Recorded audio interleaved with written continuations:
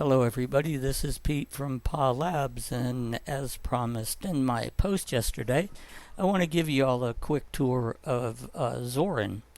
So, desktop, it's got a lot of cool features that you can play with.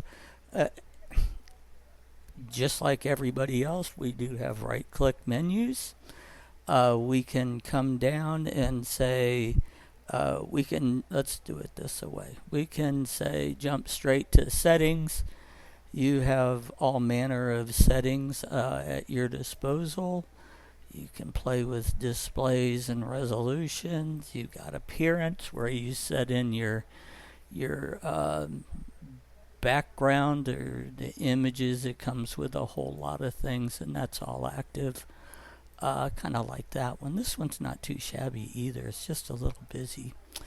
One of the other kind of appearance configurations you have is Zorin Appearance, and that's separate from settings. Here you can change the entire layout, the look and feel. So if you're into more traditional sense, you can click this guy and the screen melds to match. Not really a whole lot to see. The whole menu part here changes. If you want to change to something, let's see, I see it added names down here is what he's doing. If you like this setup, which boy I don't, this gives you, when you select a menu, you get all your options, and I personally don't like that at all.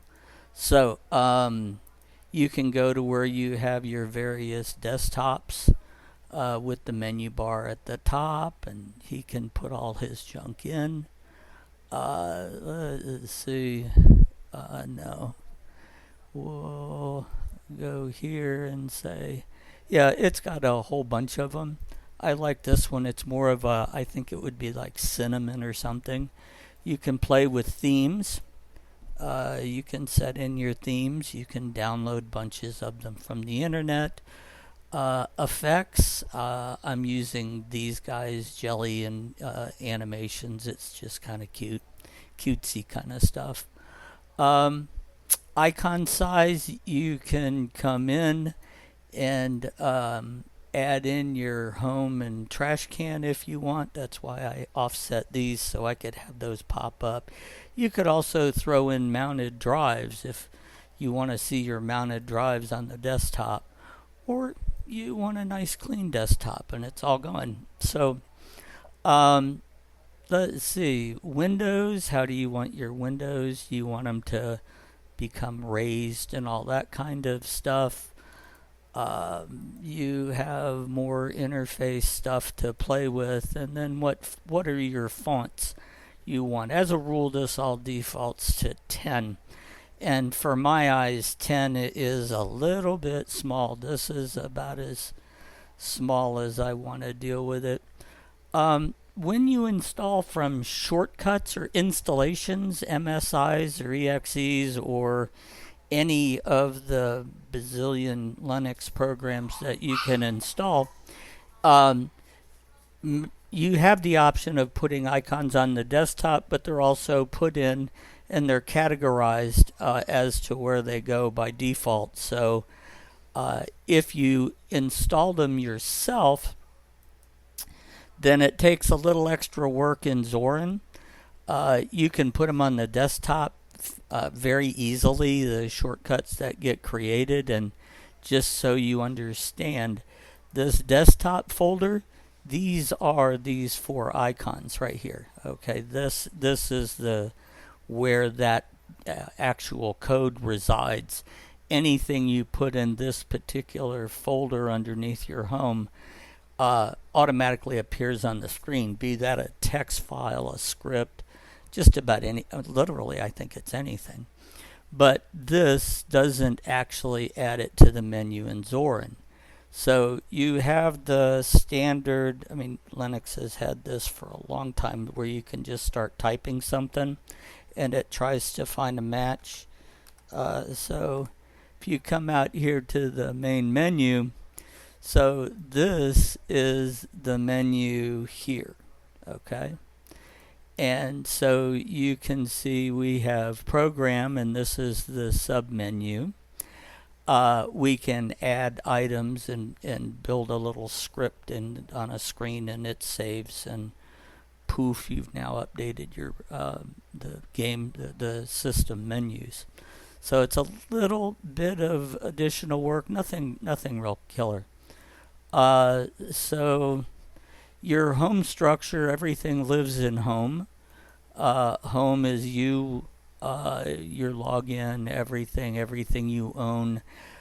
You cannot share anything under home.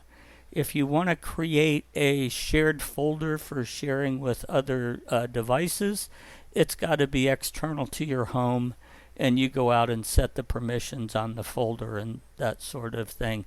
You'll also have to configure Samba. There's ways to do it from screens. There's lots and lots of tools, which is one of the, I guess, kind of leads me to the next thing I'm wanting to show folks is in Linux, you have a software, some menu option. It's also on your desktop. And you can go see what is installed on your machine that you want. And this, I paid the $47 and got this on the Pro, which automatically pre-installed about 95% of what you're looking at here. I've added a few pretty cool software pieces. I've gone out to YouTube and looked at the must-haves apps that you might want to play with, and I've added the video screen capture that's running right now. It's pretty nice. So you can explore, and one of the other things I want to show real quick, we can come in and say,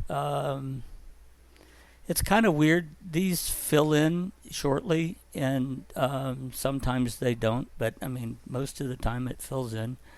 When you select one, if you look up here, you have whether the install's been verified by Zorin to run. Just click it.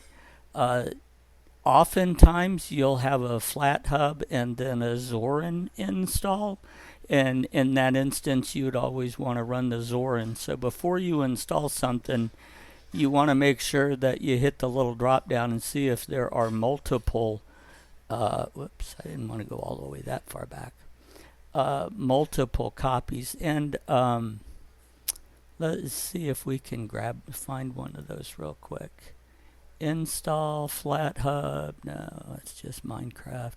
So I mean, everything out here is free.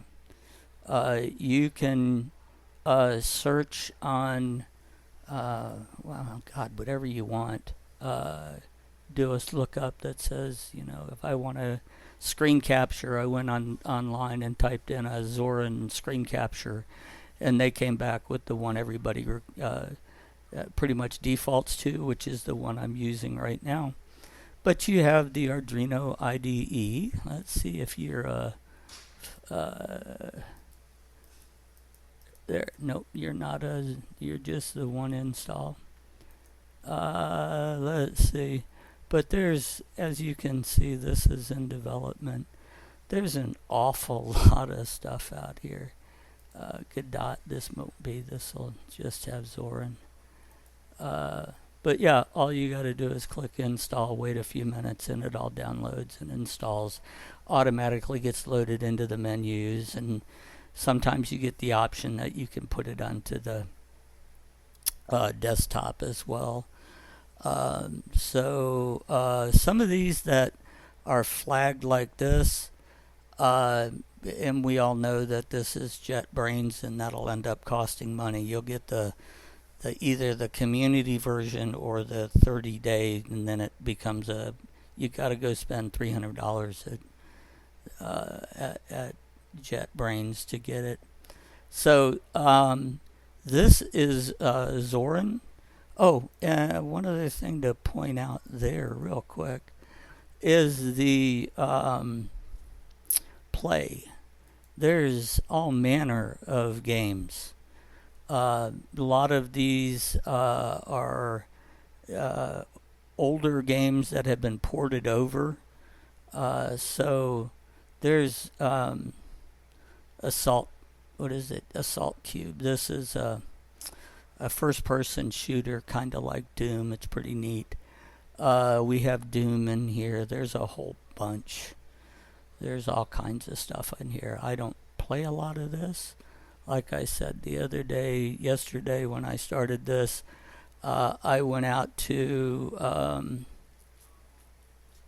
where's games? Here we go. I went out to Steam and downloaded Age of Empires, which, we can just show you gameplaying. Takes a second because it's got to load all the Steam junk.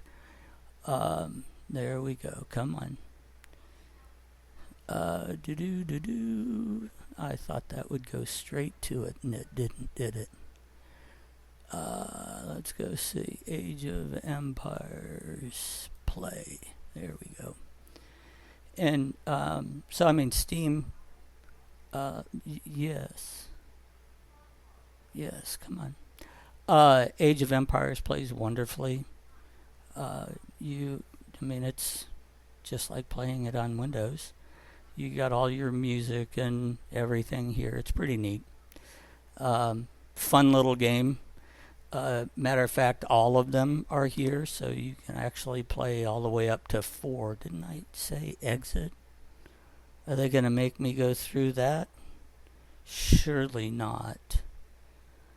They are. Okay, so we'll just suffer through the credits. Well, that's annoying, isn't it? Go away. How about that? I'll teach you. Okay, so that's a quick look at Zorin. And I'm going to put this out there on YouTube for you guys. Thanks for watching. And